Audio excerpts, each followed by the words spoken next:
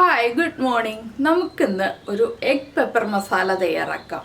അത്യാവശ്യം സ്പൈസി ആയിട്ടുള്ള നമ്മുടെ ചപ്പാത്തിയുടെയും അപ്പത്തിൻ്റെയും ഇടിയപ്പത്തിൻ്റെയും ഒക്കെ കൂടെ സൈഡ് ഡിഷായിട്ട് കഴിക്കാൻ പറ്റുന്ന ഒരു എഗ് പെപ്പർ മസാലയാണ്. സാധാരണ നമ്മൾ ഉണ്ടാക്കുന്ന ഒരു മസാലയല്ല, അതിൽ നിന്ന് കുറച്ച് വ്യത്യസ്തമായിട്ടുള്ളൊരു റെസിപ്പിയാണ്. അപ്പോൾ നിങ്ങൾ ഇങ്ങനെ ഒരു മുട്ട മസാല ഉണ്ടാക്കിയിട്ടില്ലെങ്കിൽ ഉറപ്പായിട്ടും ഈ ഒരു മസാല ഉണ്ടാക്കി നോക്കൂ കേട്ടോ. കുട്ടികൾക്ക് കൊടുക്കുമ്പോൾ കുറച്ച് മുളകൊക്കെ കുറച്ചിട്ട് കൊടുക്കുക, കുരുമുളകിൻ്റെ അളവും കുറയ്ക്കുക. ഇതിൽ 2-3 മുളകുകൾ വരുന്നുണ്ട്. അപ്പോൾ നിങ്ങൾ മുളകുകൾ കണ്ട് പേടിക്കേണ്ട, കുക്ക് ചെയ്ത് വരുമ്പോൾ എല്ലാം പാകത്തിനാവും. അപ്പോൾ നമുക്ക് എങ്ങനെയാണ് നമ്മുടെ എഗ് പെപ്പർ മസാല തയ്യാറാക്കുന്നത് നോക്കാം.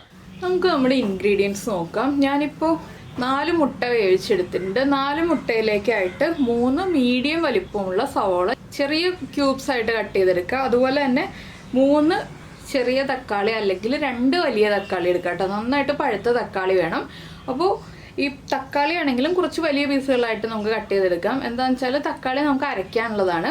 അപ്പോൾ സവോളയും തക്കാളിയും കട്ട് ചെയ്ത് മാറ്റി വെച്ചിട്ടുണ്ട്. ഇനി നമുക്കിതിലേക്ക് ആവശ്യമുള്ളത് തക്കാളിയുടെ കൂടെ ചേർത്ത് അരയ്ക്കാനുള്ളതാണ് 1 പീസ് ഇഞ്ചി, അതുപോലെ തന്നെ 3 അല്ലി വെളുത്തുള്ളി, 2 പച്ചമുളക്. പച്ചമുളക് നമ്മുടെ എരിവനുസരിച്ച് എടുക്കുക. നല്ല എരിവുള്ള പച്ചമുളകാണെങ്കിൽ 1 പച്ചമുളക് മതി. പിന്നെ നമുക്ക് പൊടിച്ചെടുക്കാനുള്ള കാര്യങ്ങളാണ്: 1 ടീസ്പൂൺ കുരുമുളക്, 1/4 ടീസ്പൂൺ നല്ല ജീരകം, 1 ടീസ്പൂൺ പെരിഞ്ജീരകം, 2 വറ്റൽമുളക്. അപ്പോൾ വറ്റൽമുളകിൻ്റെ എരിവുണ്ടാവും, കുരുമുളകിൻ്റെ എരിവുണ്ടാവും, പച്ചമുളകിൻ്റെ എരിവുണ്ടാവും. അതുകൊണ്ട് തന്നെ നമ്മൾ എരിവുള്ള മുളക് എടുക്കുമ്പോൾ ശ്രദ്ധിക്കുക, നമ്മുടെ എരിവനുസരിച്ച് പച്ചമുളകിൻ്റെയും വറ്റൽമുളകിൻ്റെ എണ്ണത്തിൽ വ്യത്യാസം വരുത്തുക. എൻ്റെ കയ്യിലുള്ള വറ്റൽമുളകിനും പച്ചമുളകിനും എരിവ് കൂടുതലാണ്, അതുകൊണ്ടാണ് ഞാൻ 2 വീതം എടുത്തിട്ടുള്ളത്. നിങ്ങളുടെ കയ്യിൽ എരിവ് കുറഞ്ഞ മുളകുകളാണെങ്കിൽ 2-3 എടുക്കാം കേട്ടോ. പിന്നെ നമുക്ക് വേണ്ടത് കുറച്ച് മല്ലിയിലയും കുറച്ച് കറിവേപ്പിലയും. അപ്പോൾ നമുക്ക് ആദ്യം നമ്മുടെ തക്കാളിയും ബാക്കിയുള്ള കാര്യങ്ങളും ചേർത്തൊന്ന് അരച്ചെടുക്കാം. ഞാനിപ്പോൾ മിക്സിയുടെ ജാറിലേക്ക് ഇഞ്ചിയുടെ പീസ് ഉണ്ടല്ലോ, ഇഞ്ചിയുടെ പീസ് ഒന്ന് ചെറുതായിട്ട് കട്ട് ചെയ്ത് ചേർക്കുന്നുണ്ട്. വേഗം അരഞ്ഞു കിട്ടാനാണ്. തക്കാളി ഫാസ്റ്റായിട്ട് അരിയുമല്ലോ, അതിൻ്റെ കൂടെ നന്നായിട്ടൊന്ന് അരഞ്ഞു കിട്ടാനാണ് ഇഞ്ചി ചെറുതായിട്ട് കട്ട് ചെയ്ത് ചേർക്കുന്നത്. പിന്നെ നമ്മൾ എടുത്ത് വെച്ചിരിക്കുന്ന 3 അല്ലി വെളുത്തുള്ളി. അത്യാവശ്യം വലിയ വെളുത്തുള്ളി ആയതുകൊണ്ട് 3 അല്ലി മതി. ചെറിയ വെളുത്തുള്ളി ആണെങ്കിൽ ഒരു 5 അല്ലി വരെ ചേർക്കാം. പിന്നെ 2 പച്ചമുളക്, ഇതൊന്ന് 2ആയിട്ട് മുറിച്ചിട്ട് ചേർക്കാം. പിന്നെ ചേർക്കുന്നത് നമ്മൾ എടുത്തു വെച്ചിരിക്കുന്ന തക്കാളി. ഇതെല്ലാം ചേർത്ത് നന്നായിട്ടൊന്ന് അരച്ചെടുക്കാം. വെള്ളം ചേർക്കണ്ട, വെള്ളം ചേർക്കാതെ തന്നെ അരച്ചെടുക്കുക. അപ്പോൾ നമ്മൾ തക്കാളി, പച്ചമുളക്, വെളുത്തുള്ളി, അതുപോലെ തന്നെ നമ്മുടെ ഇഞ്ചി എല്ലാം ചേർത്ത് അരച്ചെടുത്തിട്ടുണ്ട്. ഇനി ഇത് മാറ്റി വയ്ക്കാം. ഇനി നമുക്ക് പൊടിക്കാനുള്ള കാര്യങ്ങൾ എടുത്തു വയ്ക്കാം. ഇപ്പോൾ ഞാൻ കുറച്ച് പഴയ ഒരു പാൻ എടുത്തിട്ടുണ്ട്. എന്താണെന്ന് വെച്ചാൽ നമുക്ക് ഡ്രൈ റോസ്റ്റ് ചെയ്യുമ്പോൾ എപ്പോഴും പഴയ പാനാണ് നല്ലത്. ഇതിലേക്ക് നമ്മൾ എടുത്തു വെച്ചിരിക്കുന്ന 1 ടീസ്പൂൺ കുരുമുളക്, അതുപോലെ തന്നെ 2 വറ്റൽമുളക്. ഇത് ആദ്യം ചേർത്ത് ഒന്ന് ചൂടാക്കി എടുക്കുക. ഒരുപാട് ചൂടായി പോകണ്ട, ചെറുതായിട്ടൊന്ന് ചൂടായി തുടങ്ങുമ്പോൾ നമുക്ക് ജീരകം 2ഉം ചേർത്ത് കൊടുക്കാം. ഓരോന്നിൻ്റെയും കുക്കിംഗ് ടൈം വ്യത്യാസം ഉള്ളതുകൊണ്ടാണ് ഞാനിങ്ങനെ 2ആയിട്ട് ചൂടാക്കി എടുക്കുന്നത് കേട്ടോ.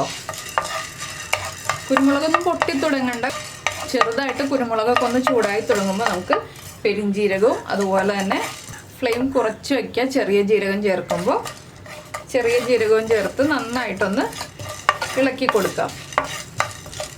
ലോ ഫ്ലെയിമിൽ വെച്ചിട്ട് ഇളക്കി കൊടുക്കുക.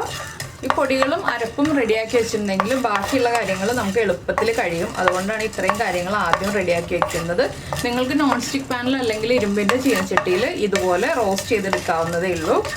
അപ്പോൾ നമുക്ക് ഇത്രയും മതി.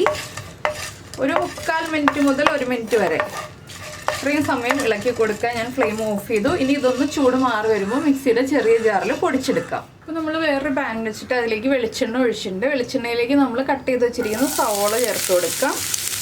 സവോളയുടെ കൂടെ തന്നെ ഒരു 2 തണ്ട് കറിവേപ്പിലയും കൂടി ചേർത്ത് കൊടുക്കാം. ഇനി ഈ സവോള ഒന്ന് കുക്കായി വരാനായിട്ട് ആവശ്യത്തിന് ഉപ്പും കൂടി ചേർത്ത് കൊടുക്കാം.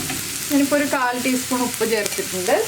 സവോള ഒന്നിനി ബ്രൗൺ കളറായി വരുന്നത് വരെ ഇളക്കി കൊടുക്കുക. അപ്പോൾ നമ്മുടെ സവോള ഇതായത് കണ്ടോ, ഒരു 3/4 ഭാഗം കളറൊക്കെ മാറി വന്നിട്ടുണ്ട്. നമുക്കിനി ഫ്ലെയിം കുറച്ചിട്ട് ഇതിലേക്ക് പൊടികൾ ചേർത്ത് കൊടുക്കാം. ആദ്യം നമ്മൾ ചേർക്കുന്നത് 1/2 ടീസ്പൂൺ മഞ്ഞൾപ്പൊടി. മഞ്ഞൾപ്പൊടി ചേർത്തിട്ട് നന്നായിട്ട് വഴറ്റിയെടുക്കുക. മഞ്ഞൾപ്പൊടിയുടെ ആ ഒരു റോ ടേസ്റ്റ് മാറി വരുന്നത് വരെ നന്നായിട്ട് കുക്ക് ചെയ്യുക. ഒരു 1/2 മിനിറ്റോളം മീഡിയം ഫ്ലെയിമിൽ അല്ലെങ്കിൽ ലോ ഫ്ലെയിമിൽ വെച്ചിട്ട് ഇളക്കി കൊടുക്കുക. മഞ്ഞൾപ്പൊടി കൂടുതൽ ചേർക്കണം കേട്ടോ, അപ്പോഴാണ് മഞ്ഞൾപ്പൊടിയുടെ ആ ഒരു കളറും വരെ, അതുപോലെ തന്നെ നല്ലൊരു ടേസ്റ്റും കിട്ടുക. അപ്പോൾ നമ്മൾ ഉപ്പ് കുറച്ചേ ചേർത്തിട്ടുള്ളൂ. ഇനി നമുക്ക് കൂടുതൽ ഉപ്പ് ചേർക്കണം. നമ്മുടെ മസാലയ്ക്ക് മുഴുവൻ ആവശ്യമായിട്ടുള്ള ഉപ്പ് ചേർത്ത് കൊടുക്കണം. ഞാനിപ്പോൾ വീണ്ടും ഉപ്പ് ചേർത്ത് കൊടുക്കുകയാണ്. കുറച്ച് ഉപ്പും കൂടി ചേർത്തിട്ടുണ്ട്. ഇപ്പോൾ നമ്മുടെ മഞ്ഞൾപ്പൊടിയൊക്കെ ഒന്ന് കുക്കായി വന്നിട്ടുണ്ട്. ഇനി നമ്മളിതിലേക്ക് ചേർക്കാൻ പോകുന്നത് 1/2 ടീസ്പൂൺ തന്നെ മല്ലിപ്പൊടി. ഇനി മല്ലിപ്പൊടിയും കൂടി കുക്കായി വരുന്നത് വരെ വീണ്ടും ഒന്ന് ഇളക്കി കൊടുക്കുക. മല്ലിപ്പൊടിയുടെ അളവ് കൂടരുത്. മല്ലിപ്പൊടി കൂടിപ്പോയിട്ടുണ്ടെങ്കിൽ മല്ലിപ്പൊടിയുടെ ആ ഒരു ടേസ്റ്റ് ആയിരിക്കും കൂടുതലായിട്ട് നിൽക്കുക. അതുകൊണ്ട് മല്ലിപ്പൊടി എപ്പോഴും കുറച്ച് ചേർക്കുക. ഇതിലേക്ക് മുളക് പൊടിയൊന്നും ചേർക്കണ്ട കേട്ടോ. മഞ്ഞൾപ്പൊടിയും മല്ലിപ്പൊടിയും മാത്രം മതി ഈ ഒരു മസാലയ്ക്ക്. മല്ലിപ്പൊടിയും ഒന്ന് കുക്കായി വരുമ്പോൾ നമുക്ക് നമ്മൾ അരച്ച് വെച്ചിരിക്കുന്ന തക്കാളി പേസ്റ്റ് ആഡ് ചെയ്ത് കൊടുക്കാം. അപ്പോൾ നിങ്ങൾ ഇഞ്ചിയും വെളുത്തുള്ളിയും അരച്ചിട്ടില്ല എന്നുണ്ടെങ്കിൽ ഈ ഒരു സ്റ്റേജ് ആകുമ്പോൾ ജിഞ്ചർ ഗാർലിക് പേസ്റ്റ് ആഡ് ചെയ്ത് കൊടുക്കുക. ഒരു 1.5 teaspoon ginger garlic paste add ചെയ്ത് കൊടുക്കുക. അതിനുശേഷം മാത്രം തക്കാളി പേസ്റ്റ് ആഡ് ചെയ്ത് കൊടുക്കുക. അപ്പോൾ ഞാൻ ഇനി തക്കാളി പേസ്റ്റ് ആഡ് ചെയ്യാൻ പോവാണ്. തക്കാളി പേസ്റ്റ് ചേർത്തിട്ട് നന്നായിട്ടൊന്ന് ഇളക്കി മിക്സ് ചെയ്യാം. നമുക്ക് ലോ ഫ്ലെയിമിലൊന്ന് അടച്ച് വെച്ച് കുക്ക് ചെയ്യണം. ഈ തക്കാളി പേസ്റ്റ് നന്നായിട്ട് കുക്കായി വരണം. അതിലുള്ള ഇഞ്ചി വെളുത്തുള്ളി പച്ചമുളകൊക്കെ നന്നായിട്ട് കുക്കായി ഒന്ന് എണ്ണ തെളിഞ്ഞ് വരണം. അതുവരെ ഒരു 3 മിനിറ്റോളം ഒന്ന് അടച്ച് വെക്കണം. അപ്പോൾ നമ്മുടെ മസാല ഒരുവിധം കുക്കായി എണ്ണയൊക്കെ തെളിഞ്ഞതാ ആ തക്കാളി പേസ്റ്റൊക്കെ വറ്റി വന്നിട്ടുണ്ട്. ഇനി നമുക്കിതിലേക്ക് 1 ടീസ്പൂൺ സോയ സോസ് ചേർത്ത് കൊടുക്കാം. അപ്പോൾ സോയ സോസിൻ്റെ ഉപ്പും കൂടി വരും. സോയ സോസ് ചേർത്തിട്ട് സോയ സോസ് ഒന്ന് കുക്കായി വരുന്നത് വരെ നന്നായിട്ടൊന്ന് ഇളക്കി കൊടുക്കണം.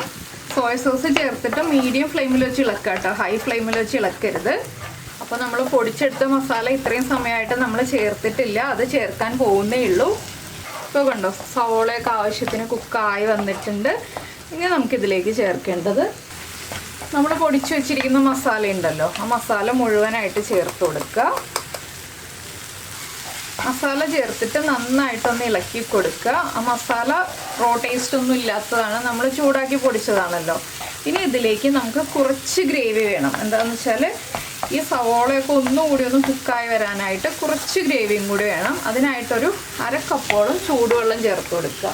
1/2 കപ്പ് മതി, അതിൽ കൂടുതൽ വേണ്ട. ഈ ചൂടുവെള്ളത്തിൽ ഒന്ന് കുക്കായി വരട്ടെ. ഈ സമയത്ത് ഒരു തണ്ടും കൂടി നമുക്ക് കറിവേപ്പില ചേർത്ത് കൊടുക്കാം. ഇനി നിങ്ങൾ ഉപ്പൊക്കെ ചെക്ക് ചെയ്യുക. ഉപ്പ് കുറച്ച് കൂടുതലായിട്ട് നിൽക്കണം. എന്താണെന്ന് വെച്ചാൽ നമുക്ക് മുട്ടയ്ക്ക് ഉപ്പ് ചേർക്കാൻ പറ്റില്ല. അതുകൊണ്ട് ഈ മസാലയ്ക്ക് ഒരു പിഞ്ച് ഉപ്പ് കൂടുതലായിട്ട് നിൽക്കണം. ആ രീതിയിൽ ഉപ്പ് ചേർത്ത് കൊടുക്കുക. ഉപ്പും കൂടി കറക്റ്റ് ചെയ്തിട്ട് നമുക്ക് ബാക്കിയുള്ള കാര്യങ്ങളൊക്കെ ആഡ് ചെയ്യാം. അപ്പോൾ നമ്മൾ ചേർത്തിട്ടുള്ള വെള്ളമൊക്കെ വറ്റി വന്നിട്ടുണ്ട്. ഇനി നമുക്ക് ഇതിലേക്ക് ചേർക്കേണ്ടത് നമ്മുടെ മുട്ടയാണ്. മുട്ട നമ്മൾ 2ആയിട്ട് കട്ട് ചെയ്ത് വെച്ചിട്ടുണ്ട്. നിങ്ങൾക്ക് 2ആയിട്ടോ 4ആയിട്ടോ കട്ട് ചെയ്യാം. ഞാനിപ്പോൾ 2ആയിട്ടാണ് കട്ട് ചെയ്തിട്ടുള്ളത്. ലോ ഫ്ലെയിമിൽ തന്നെ വയ്ക്കാം കേട്ടോ. ഇനി ഇതിൻ്റെ മുകളിലേക്ക് കുറച്ച് മസാലയൊക്കെ ഇട്ട് കൊടുത്തിട്ട് നമുക്ക് കുറച്ച് മല്ലിയിലയും കൂടി ചെറുതായിട്ട് കട്ട് ചെയ്ത് ഇട്ട് കൊടുക്കാം. വളരെ ചെറുതായിട്ട് മല്ലിയില കട്ട് ചെയ്തിട്ട് കൊടുക്കുക. വലുതായിട്ട് കട്ട് ചെയ്തിടരുത്.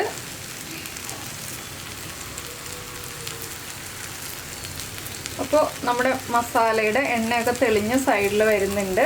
അപ്പോൾ എല്ലാവർക്കും ഈ റെസിപ്പി ഇഷ്ടമായി എന്ന് വിചാരിക്കുന്നു. ഇഷ്ടമായിട്ടുണ്ടെങ്കിൽ ഒന്ന് ലൈക്ക് ചെയ്യാനും അതുപോലെ ഒന്ന് കമൻറ്റ് ചെയ്യാനും മറന്നു പോകരുത് കേട്ടോ നമ്മുടെ വീഡിയോയുടെ താഴെ.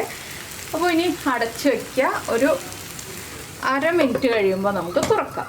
അപ്പോൾ ഇതാ 1/2 മിനിറ്റ് കഴിഞ്ഞിട്ടുണ്ട്. ഞാൻ തുറന്നു കഴിഞ്ഞു. അപ്പോൾ നിങ്ങളെല്ലാവരും ഉണ്ടാക്കി നോക്കുക. ഫ്ലെയിം ഓഫ് ചെയ്തു. ഇനി വേറെ കാര്യങ്ങളൊന്നുമില്ല. ഇളം ചൂടോടുകൂടി സെർവ് ചെയ്യുക. പിന്നെ നമ്മുടെ ചാനൽ ആദ്യമായിട്ട് കാണുകയാണ്, നമ്മുടെ വീഡിയോ പ്രസൻറ്റ് ചെയ്യുന്ന രീതിയൊക്കെ ഇഷ്ടമായിരുന്നുണ്ടെങ്കിൽ ഒന്ന് സബ്സ്ക്രൈബ് ചെയ്ത് സപ്പോർട്ട് ചെയ്യണേ. സബ്സ്ക്രൈബ് ചെയ്യുന്നതിന് ഈ വീഡിയോയുടെ താഴെയുള്ള റെഡ് സബ്സ്ക്രൈബ് ബട്ടൺ ഒന്ന് ക്ലിക്ക് ചെയ്യുക. അതിൻ്റെ റൈറ്റ് സൈഡിലുള്ള ബെല്ലൈക്കണും ക്ലിക്ക് ചെയ്യുക. അപ്പോൾ ഓൾ എന്ന് പറഞ്ഞിട്ടൊരു ഓപ്ഷൻ കാണാം. ആ ഓളും കൂടി പ്രസ് ചെയ്തിട്ടുണ്ടെങ്കിൽ ഞാൻ എപ്പോഴും വീഡിയോ അപ്ലോഡ് ചെയ്യുമ്പോൾ നിങ്ങൾക്ക് നോട്ടിഫിക്കേഷൻ വരും. അപ്പോൾ നമുക്ക് നമ്മുടെ അടുത്ത റെസിപ്പിയുമായിട്ട് അടുത്ത ദിവസം വീണ്ടും കാണാം.